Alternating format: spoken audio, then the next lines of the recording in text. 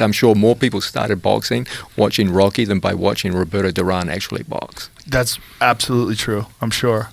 Same thing with blood sport and martial arts. I mean, you look at blood sport; it's like a comedy show, and yet, like, how many people started out of blood sport? More than started by watching the UFC. I'm quite certain. Yeah, I think if you could go back in martial arts and trace like what started more people in martial arts, I think it's Bruce Lee. I would think it's Bruce Lee. I think you might be right about that. Yeah, because that's what started me. Yeah. I mean, I was throwing kicks and now, doing all isn't that crazy? What year did you start martial arts? Well, I started fucking around when I was like 11-ish, somewhere around there. I took a kung fu class and I would like fuck around with my friends. What year are we talking about here? I started Taekwondo when I was 15, very seriously, like immediately seriously. Did you start because you had seen a Bruce Lee movie? No.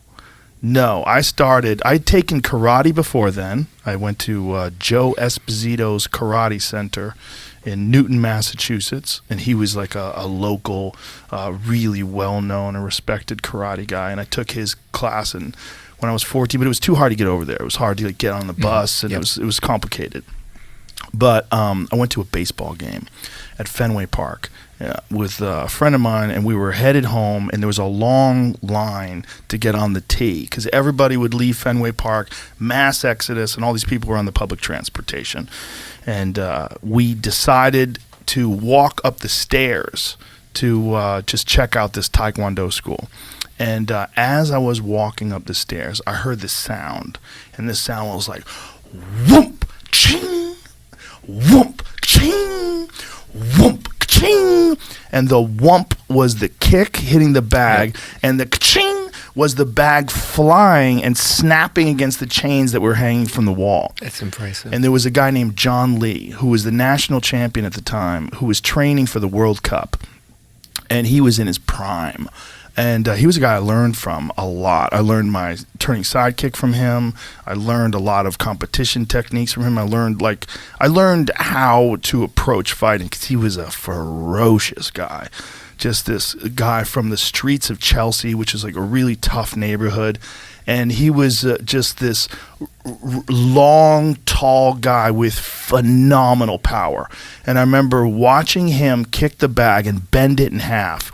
And I remember thinking, fuck, I want to learn how to do that.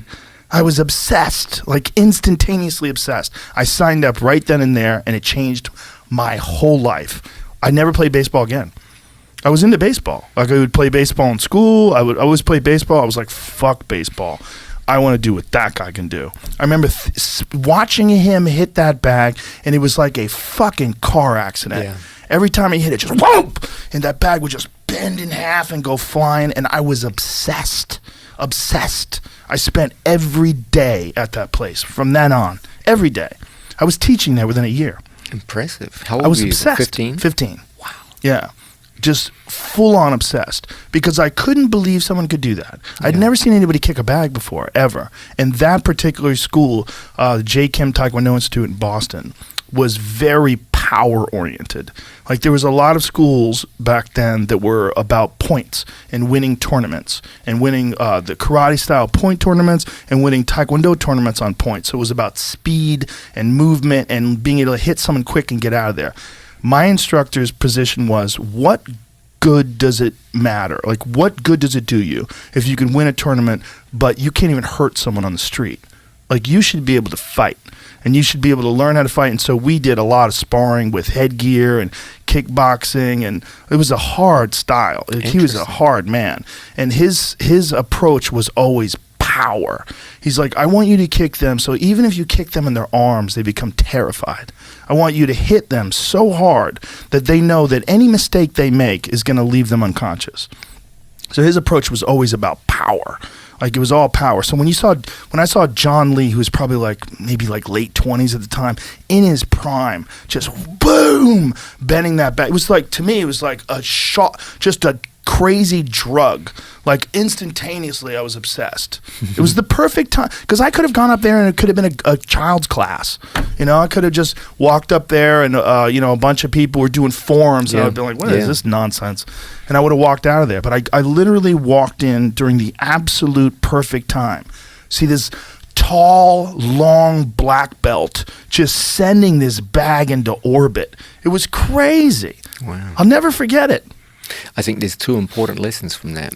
The first is that how you approach martial arts is a big part of their appeal. Just as we talked at the idea that submission is the universal appeal of jiu-jitsu. Yeah. In any kinetic, energy-based martial art like taekwondo or karate or boxing or kickboxing, that ability to just impart ferocious and intimidating kinetic energy onto a target is everything. Everything. That's their version of submissions. Like just as submissions can snap an arm, they can put your lights out in a heartbeat with a good blow. That's their primary appeal, and I'm impressed by the fact that this guy identified what is the appeal, and it showed on you as a 15-year-old boy. You looked at this and you're like, my God, I've got to learn this power.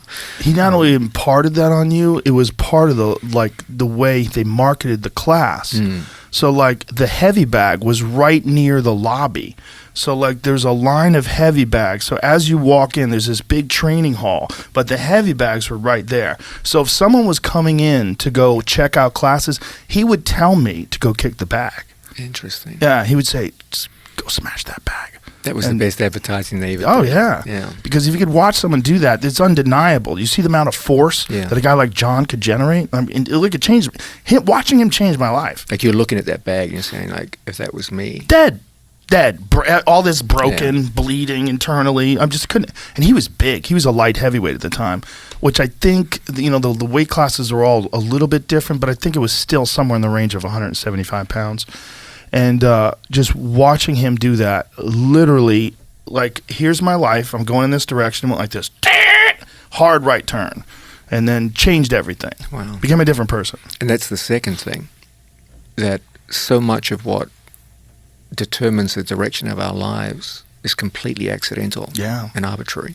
Like that was a life-changing moment for you. And as you said, if you'd come 15 minutes earlier, you and I probably wouldn't even be having this conversation. You probably never would have gotten into martial arts. You'd be playing baseball.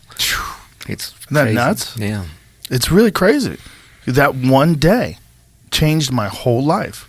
But not just the day, 15 minutes, 5 minutes, 10 minutes, however long it took for that guy to start his workout. And then becoming friends with him and having him as a mentor and having him show me like different techniques and tricks that he had used. And he was an interesting guy.